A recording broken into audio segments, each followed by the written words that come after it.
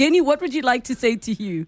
Well, the first thing that I want to say, and thank you for giving me the opportunity, is I'm speaking to a man who called me a strumpet yesterday, and he called me a strumpet in public.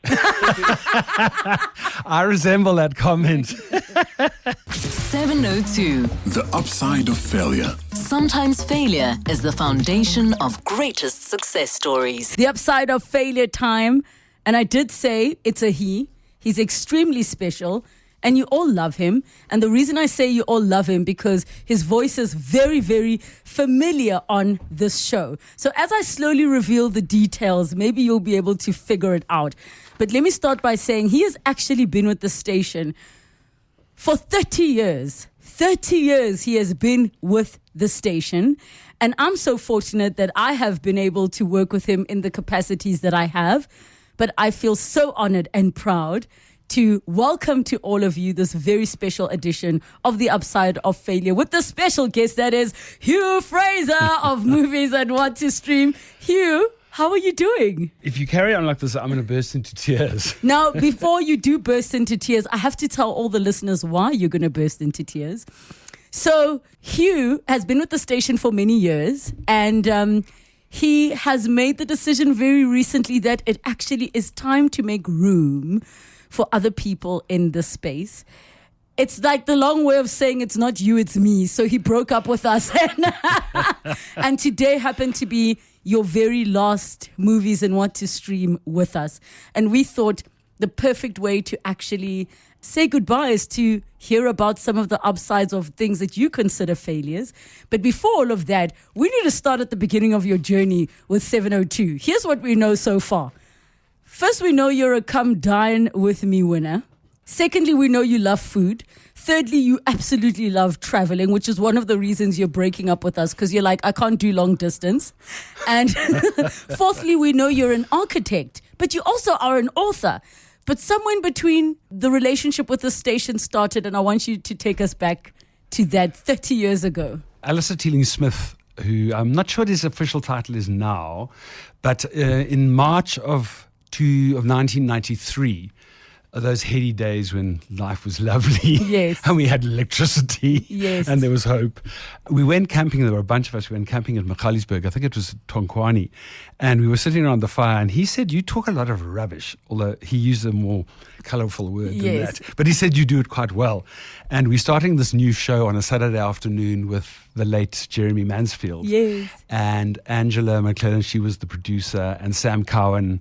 And it was a show on a Saturday afternoon. We did gardening and cooking. Yes. And I was running a construction team. I was a young architect then. And I was running a construction team. My father is a quantity surveyor. He had no time for architects. Yes. No time. So I ran this team of 5 guys. So my father didn't believe that I had any skill, but I was running the team. So I was the guy that would give advice on glass and leaking taps and tiles and stuff like that. And it was, Jeremy Mansfield, he was great fun. He was really great fun. And Angela, I'm still friends with Angela McClelland, actually, and Sam Cowan went across to 94.7. So I did that for a couple of years, a good, 3, maybe 4 years. Mm-hmm. Every Saturday afternoon, it was quite fun. And I kind of thought it was kind of funny. You go into radio and you come out after your first thing and you think there's going to be a little crowd standing outside waiting for your autograph. Yes. And eventually, after the last 30 years, I realized that that's not going to happen. But now the surprising turn of events is then the next thing you're suddenly doing traffic. So Aki Anastasiou was doing the morning traffic from the helicopter. Yes. And I was doing it in the afternoon. And I was still working as an architect and running this building crew. And every, I think it was about 3 or 4 days a week, I'd have to scream out to the East Rand, to Rand Airport, and get onto a helicopter. And so you were the human drone. Yes. That's what we must say to young people. He was a human drone. Yeah. And it actually was a bit of a joke because, in fact, when Joburg's a very big city geographically. Yes. And you never see the traffic. By the time it's happened, you're in Germiston and you need to get to Sandton. So basically, you're just a repository where our reports are being fed to you. So eventually, I think it was too expensive and they stopped that form of traffic. But I really enjoyed, you'd go out there and there'd be a guy walking along mowing the lawn, and I felt like Elizabeth Taylor. You feel like just getting into a helicopter, you feel glamorous. So I did that for a couple of years as well. And then by which time I'd also become this obsessive traveler. It's actually called a drama maniac. Yes. So it's a proper term. Hi, my name's Hugh. I'm a drama maniac. And I was working as an architect. I was teaching at the University of Johannesburg.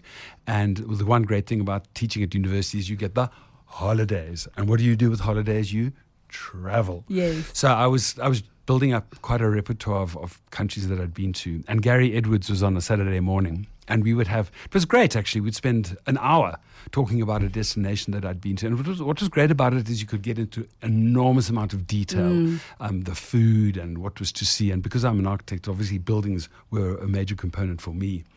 And then over time, then I stopped to regular stuff, but I worked quite a lot with Stephen Grootes. I worked with Rudy Klabi. Yes. She's adore her. Listen to her on the BBC, actually. Yes. So I'd be like a consultant on architecture and the city and, what happens in cities. Because, I do love cities. And then Barry Rongus, he was a regular, he was probably South Africa's best known film reviewer. And he unfortunately got dementia quite quickly, and it was terrible. He'd be talking about movie A, sashay into movie B, and then go back into movie A, and John's like, this is confusing. Yes. Depending especially on the combination of the movies. So then I started on a Friday morning with John doing movies, and that went on for about 5 years. Then he retired. And then I moved across to Azania on a Friday afternoon. And I did that for a couple of years as well. And, I'm part of a crew, Timon Smith and Peter Feldman, who died last year. There was and Leon van Nierop, who's the major Afrikaans reporter on film. We would go to movies probably 4 or 5 times a week at the movie theaters that are designated by the distributors. And then coincidentally, it was roughly around the time that COVID started that platforms started to find their place as well. And that accelerated, obviously, and then became a complete tsunami by the time COVID started. Yeah. So I remember chatting to you. I hated those days when I would talk to you on Zoom. It's a stuff, eh? It's terrible. Because it's not the same. It's absolutely doing not the this same. in I was person. teaching film and architecture at Wits University on a Tuesday morning, and I found out that the little bastards, nobody even got out of bed. They just lay in bed and watched on their phone. And I was busting my gut. I was trying to do lovely things about movies and cities and stuff like that. And they were just like, They did not care. I don't teach that class, and if I ever saw any of the students, I wouldn't know. So I remember distinctly, I'd sit in the window, I'd stare out and I'd talk to you. And, you need to interact. It's the same as online teaching or online meetings or anything like that. Yeah, so there's nothing beats one-on-one. We're with Hugh Fraser for today, and we're taking your calls on 011 883 0702 in the WhatsApp line 072 702 1702. And you can share any of your questions or experiences with Hugh Fraser, who has been with the station for 30 years. And you were joking off air, Hugh, that I wasn't born yet. I very much was born. Can we just clarify? I might have been like 8 years old, but I was very much born. And what an extensive career. So what I want to do, though, with the remainder of the show is allow listeners to chat to you, but also I'm giving you one sentence to tell me what the upside was of the particular failures I'm going to mention. Are you ready? Sure. Okay, so one of them you mentioned is that you didn't get to Antarctica. What happened? So one of the shortcomings in my life, I think, is my brother calls me risk averse, and I could be braver. I was in Ushuaia, which is the most southerly port, I think, almost in the world, where all the ships leave to go to Antarctica. Yes. And there was a ship that was going, it was $1,000, which in those days was about 15,000 Rand or Yes. something. And I didn't go because I thought, I can't afford 15,000 Rand, which is really stupid because actually you'll make the money. Yeah. And now it'll be 100,000 Rand and I still won't make 100,000 Rand. So I regret that very much. And I see why that is the case, especially because the older you get, the more you value experience. Yes. Okay, let's go to caller number 1. Caller number 1, how are you? Your name is Jenny. Oh, is that me? Yes, it's you, Jenny. Jenny Robbie. She's part of the police, what got me into all this trouble. I remember in 1995, I was working with Jeremy Mansfield, and John Robbie wanted a bar, and he wanted an Irish pub at his house. And it was the most important thing was it had to be ready for the World Cup. And we were ready literally the day before, but also the day before that, he got a job with RTE. So he didn't get to experience his pub during that World Cup, but it was ready. And here we are nearly 30 years later, and that pub has been extremely well used. My goodness. But somebody that you've worked with too, Jenny, and you had some amazing experience. Jenny, what would you like to say to Hugh? Well, the first thing that I want to say, and thank you for giving me the opportunity, is I'm speaking to a man who called me a strumpet yesterday, and he called me a strumpet in public. I resemble that comment. Well, there's a toss-up between a strumpet and a trollop. I thought strumpet was nicer. Trumpet or a trollop or something like that. And I had two innocent people sitting on either side of me, and they said, "Did you hear what he just said about you?" They looked very jealous. No, they weren't jealous at all. Too. Not at all. What is one of your most reading with your finger? What is one of your most beautiful memories, Jenny, with Hugh? You know, it's such a jumble for me because, you know, radio people actually love radio people, even though we're insanely jealous and, you know, we just want their jobs or we want their lifestyles or something like that. But what I remember about Hugh is just, I remember his warmth always, even though, you know, he calls people trumpets. And he did design a little office for me above my garage. That's true. Because I was, yeah, and you did, yes. You forgot bits, but it doesn't matter. But honestly and truly, what I always remember about Hughie is that there's that incredible warmth, an incredible sense of humour, even in petulant moments, and there are many of them. So he also, I have to say, is going away with a former producer of mine, Bridget Hilton Barber, who led me down such terrifying, journeys on air. And the two of them together are going to make the most wonderful book. Oh, man, that's so beautiful. If I might add, there's a WhatsApp that just came in. Sean says, what a treat to hear the legend Jenny Cruz-Williams. Miss her so much. Oh, well, listen, I mean, I miss everybody. But what I do know about the radio world is that we are all bound in one way or another. Yes. And Hughie's experiences have been extraordinary. His gift, I think, is talking in an amusing but always erudite way, and people want to be with him and they want to listen to him, and it is a gift. I think it's wonderful. So my interaction with him has always been humorous and petulant at times as well, and I dare say that, and also just this lovely thirst, this openness for new experiences, which he has got a gift of passing on to the listeners. Jenny Cruz-Williams, thank you so much just for sharing that experience with him. But we have somebody else who wants to share their amazing experience with you, Mr. John Robbie. I'm sorry, I confused the Jennies.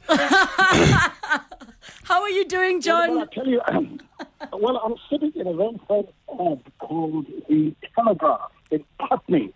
And I've got the most magnificent traditional pint of ale waiting for me. And I got dragged away to talk to this charlatan called Hugh Fraser.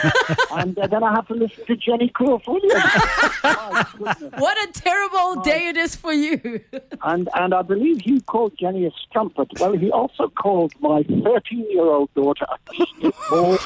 Oh, wow. Shocked her. But of course, that is now her nickname. That is because she's now a 4-year-old lawyer living in London, and she is known as a Pitbull.